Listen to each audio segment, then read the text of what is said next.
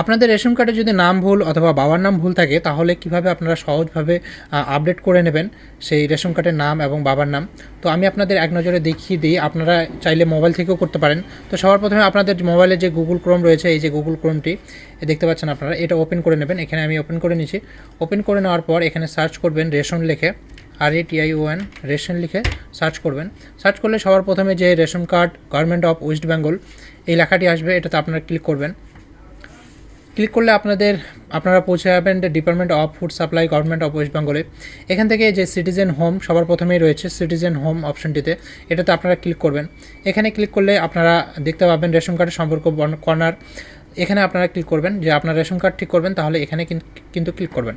Click করার পর ration card স্বসেবা, নিজের সেবা, self service of ration card, এটাতে আপনারা ক্লিক করবেন। এটাতে ক্লিক করলে আপনার এখানে দেখতে পাবেন অনেকগুলো স্লট রয়েছে। তার মধ্যে এখান থেকে সবার নিচে দেখতে পাবেন, মাঝখানে দেখতে পাবেন রেকটিফাই অথবা আপডেট, ঠিক আছে। তো এখানে দেখতে পাচ্ছেন rectify your ration card details, আপনার রেশন কার্ডের তথ্য সংশোধন করুন। এখান থেকে আপনারা ক্লিক হিয়ার অপশানটিতে ক্লিক করে কিন্তু ফর্মটাতে যাবেন।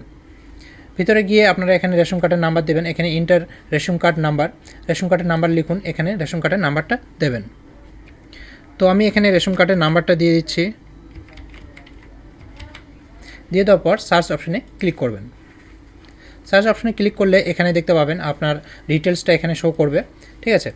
আর হলো যে এখান থেকে আপনি কি আপডেট করতে যাচ্ছেন, আপনি কি আপডেট করতে চান সেই অপশানটাতে আপনাকে টিক করতে হবে। তো এখানে আমি নাম আপডেট করব। তো এখান থেকে নাম, বয়স এবং হলো যে অভিভাবকের নাম অথবা বাবার নাম এখান থেকে ঠিক করব। তাই এখানে সব তিনটাতে টিক করে দিলাম। টিক করে দেওয়ার পর এখানে আধার কার্ড নাম্বার আপনার যেটা রয়েছে, আধার কার্ড নাম্বার, এই আধার কার্ডের সঙ্গে আপনার কিন্তু যে মোবাইল নাম্বারটি লিঙ্ক রয়েছে সেই মোবাইলে কিন্তু একটা OTP যাবে। তো এখানে এই খালি বক্সটাতে আপনারা টিক করে দেবেন। টিক করে দিয়ে এখানে সেন্ড OTP অপশানটিতে ক্লিক করবেন, OTP বাটন অপশানটিতে ক্লিক করবেন।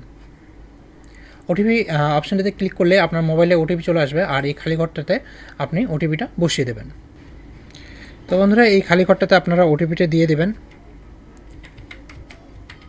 দিয়ে দিলে অটোমেটিকলি কিন্তু আপনার যে আধার কার্ডের যে ডিটেলস সেই ডিটেলসটা এখানে কিন্তু শো করবে, ঠিক আছে। এখান থেকে আপনারা এটা ভেরিফাই অ্যান্ড সাবমিট করবেন, ঠিক আছে। এখানে আপনার নাম, বাবার নাম, ডেট অফ বার্থ সমস্ত কিছু কিন্তু এখানে আধার কার্ডের যে ডিটেলস রয়েছে সেটা কিন্তু এখানে শো করবে। তো এখানে ভেরিফাই অ্যান্ড সাবমিটে আপনি ক্লিক করে দেবেন।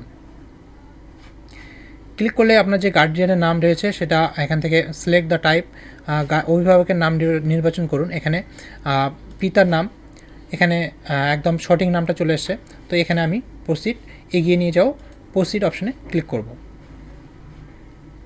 তারপরে অপশানটাতে শো করবে এখানে name of ration card will be, এখানে যে আধার কার্ডের সাথে যে নাম, আধার কার্ডে আপনার যে নামটি দেওয়া রয়েছে সেই নামটি কিন্তু এখানে উঠে আসবে, আর যে ডেট অফ বার্থটি দেওয়া রয়েছে সেই ডেট অফ বার্থটা কিন্তু এখানে উঠে আসবে, ঠিক আছে। আপনি এখান থেকে ফাদার নেমসটা যদি এডিট করতে চাইতেন তাহলে প্রথমেই কিন্তু এডিট করতে পারতেন, একটু সামনে যে প্রিভিয়াস পেজ রয়েছে সেটাতে এডিট করতে পারতেন। তো এখানে আধার কার্ডের যে নামটি রয়েছে সেই নামটি কিন্তু এখানে দেওয়া রয়েছে। তো এখানে আমি কিন্তু ইয়েস করতেছি।